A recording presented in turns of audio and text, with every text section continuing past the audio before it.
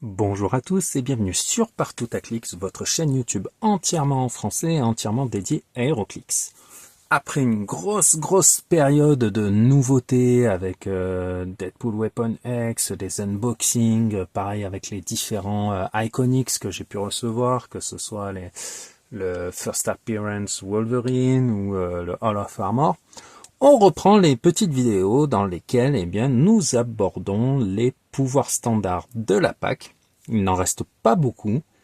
Et aujourd'hui, on se retrouve pour parler du pouvoir standard d'attaque violet. Il s'agit de Smoke Cloud. Alors, avant d'attaquer, comme d'habitude, un petit rappel. Votre caractéristique d'attaque, c'est celle qui se trouve en face du symbole en forme de point, votre symbole d'attaque. Donc la valeur centrale, quand elle est teintée de violet, le personnage peut utiliser Smoke Cloud. Alors, Smoke Cloud, ça dit quoi? Vous voyez, quand on prend la PAC, on voit qu'on est sur quasiment 5 lignes d'explication. Quand on voit que d'autres, vous voyez, ça tient sur 2 lignes, on peut se dire, oulala, c'est un peu long, un peu barbare. Vous en faites pas, on va voir ça ensemble, tranquillement. Alors déjà, Smoke Cloud, la nature de l'action, c'est une power. Il vous faudra donner à votre personnage une power action pour pouvoir utiliser Smoke Cloud. Donc là, vous voyez bien, hop, power. Le temps pour l'utilisation de Smoke Cloud, votre personnage aura une portée qui sera au minimum de 4.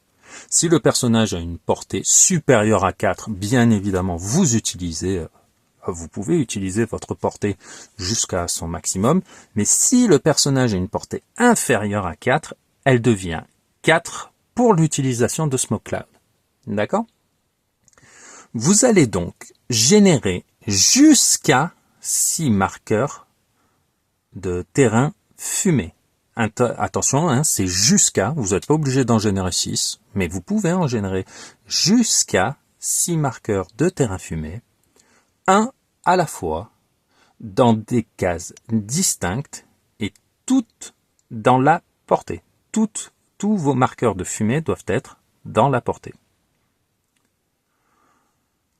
Mis à part le premier marqueur, chaque marqueur doit être adjacent à au moins un autre.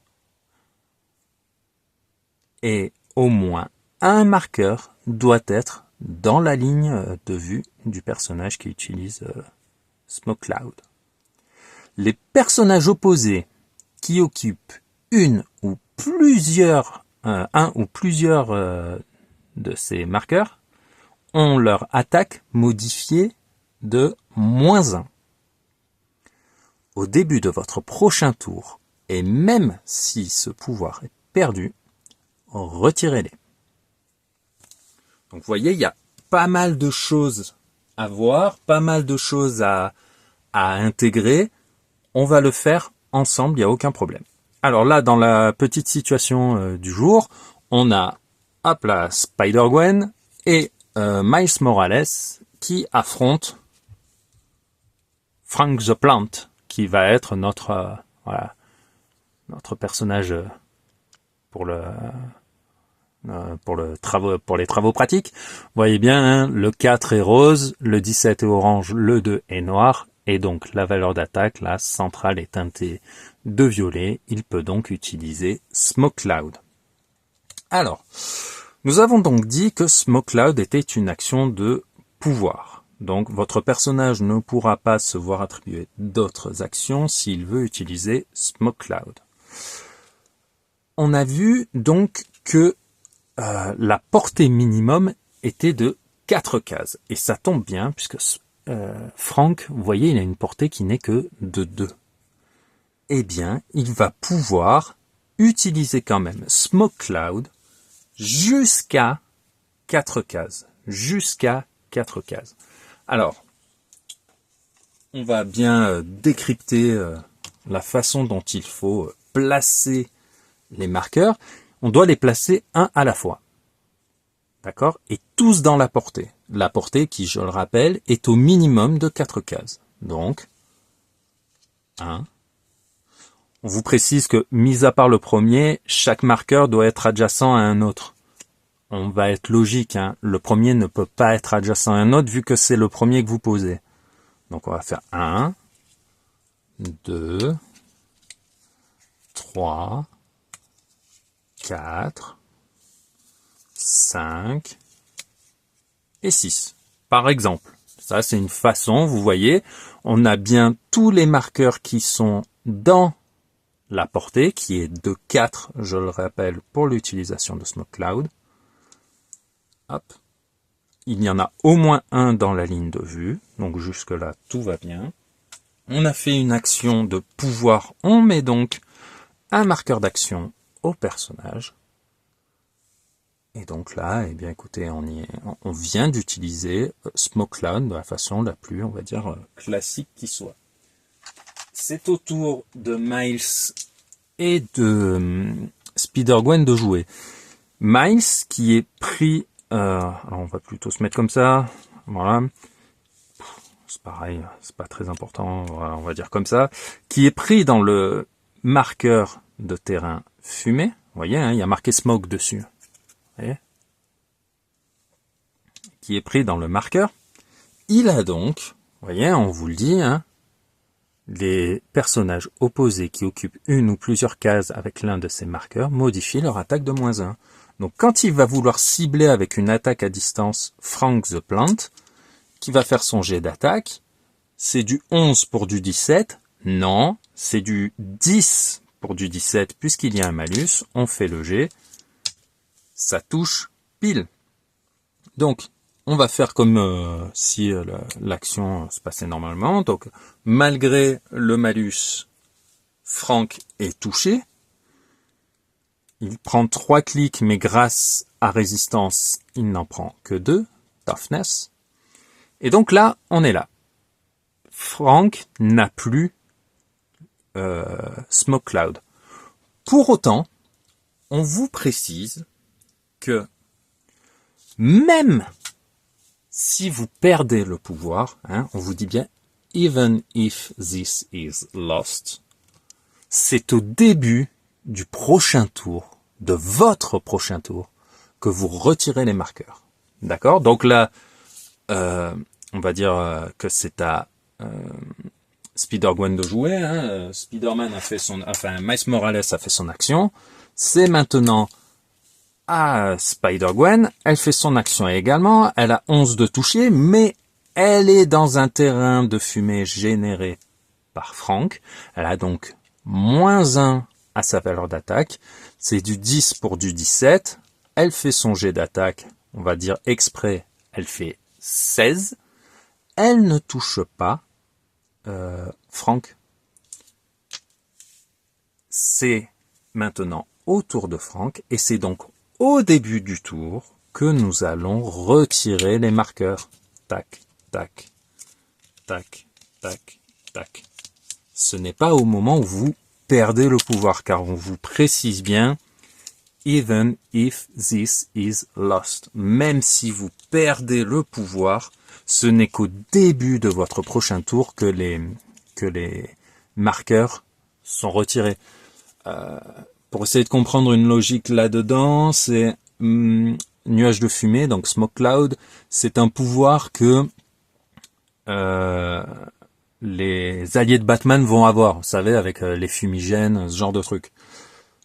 C'est pas parce que vous lancez votre bombe fumigène, vous faites la fumée, c'est pas parce que d'un coup vous avez plus de cartouches sur votre ceinture parce que vous êtes pris une baffe ou quoi, que la fumée que vous avez déjà posée n'y est plus. Vous voyez la logique?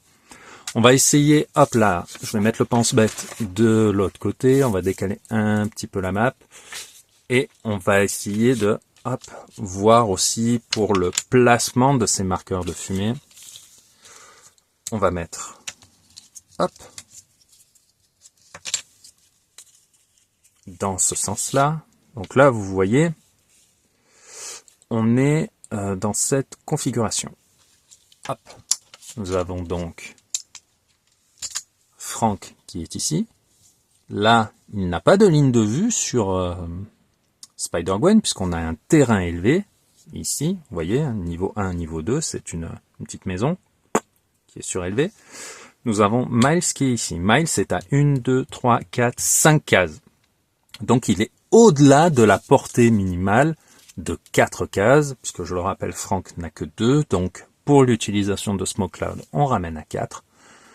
Et il est au-delà de la portée du personnage. Ce que l'on peut faire, on revient clic 1 pour qu'il récupère son Smoke Cloud, puisque c'est des mises en situation, c'est pas une partie réelle. Ce que l'on peut faire, on va faire un sidestep, puisque sidestep vous permet de vous déplacer de 2 cases gratuitement. 1, 2.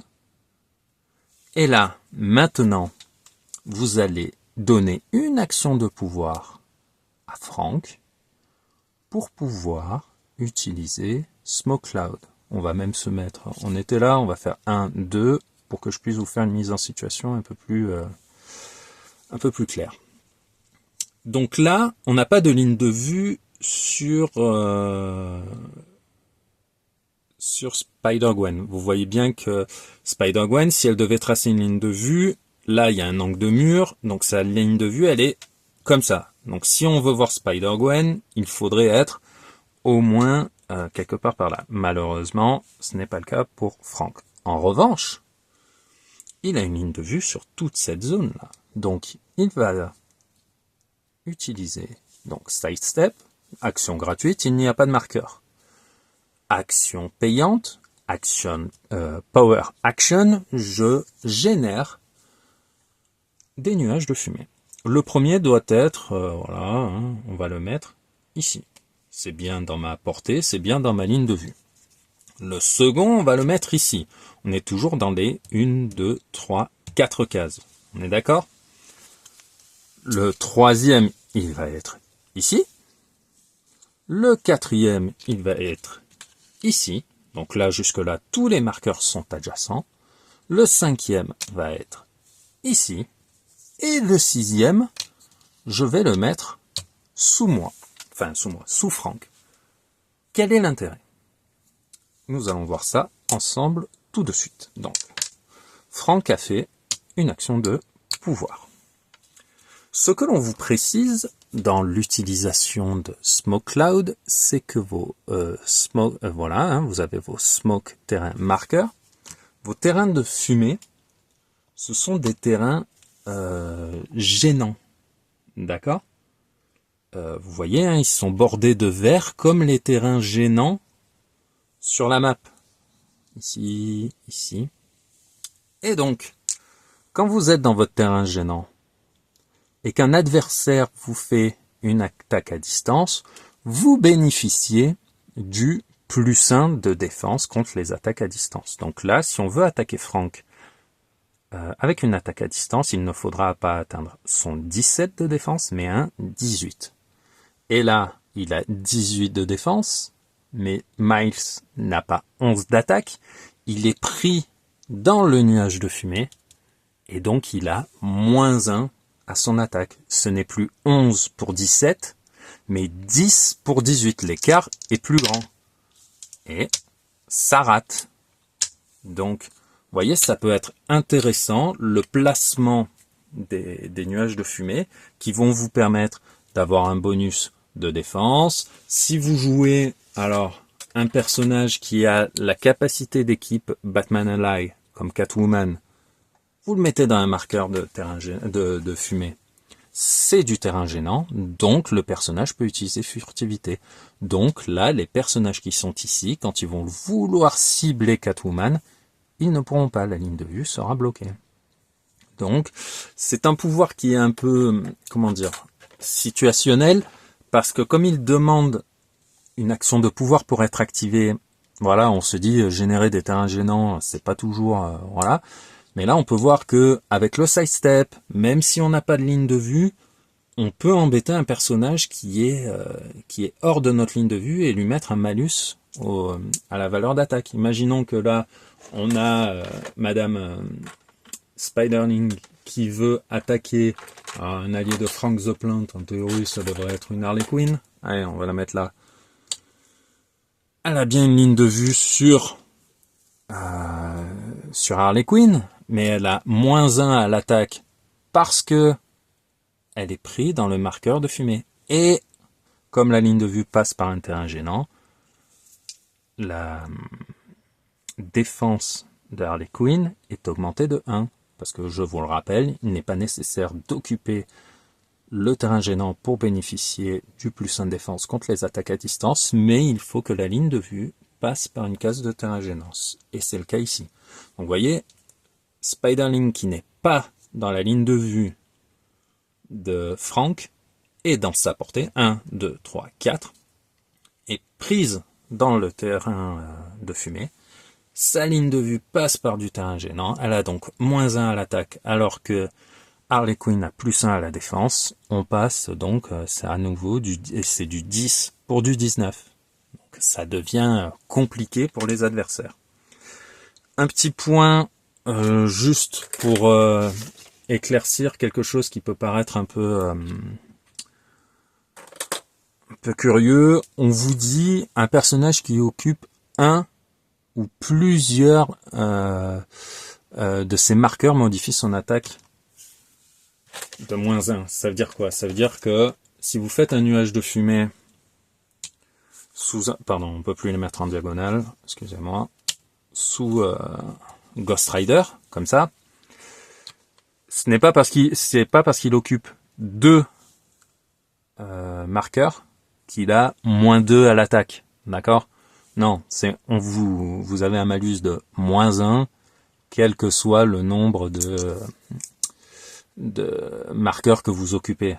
Parce que quand vous avez des personnages qui ont des socles de 4 cases, si vous les mettez sous 4 marqueurs, il n'y aura pas un malus de -4 ramené à 3 à cause de la règle de 3. Non, c'est -1, quel que soit le nombre de marqueurs occupés par l'adversaire. Voilà, je vous ai présenté les cas les plus simples d'utilisation de Smoke Cloud. Si jamais vous avez des questions liées à l'utilisation de ce pouvoir, vous n'hésitez pas à me contacter dans les commentaires, par MP, comme vous le souhaitez. Il n'y a aucun problème. Voilà, il faut juste retenir ces quelques petites notions qui sont importante et intéressante. C'est donc une power pour laquelle vous avez une portée minimum de 4. L'adversaire qui est pris dedans a -1 d'attaque. Vous pouvez générer jusqu'à 6 marqueurs de fumée qui sont des terrains gênants. Et vous ne les retirerez qu'à votre prochain tour, même si le personnage n'a plus le pouvoir. D'accord? Voilà. Eh bien écoutez, on se retrouve très bientôt pour les tout derniers pouvoirs de la PAC à aborder ensemble. Et écoutez, je vous dis à bientôt.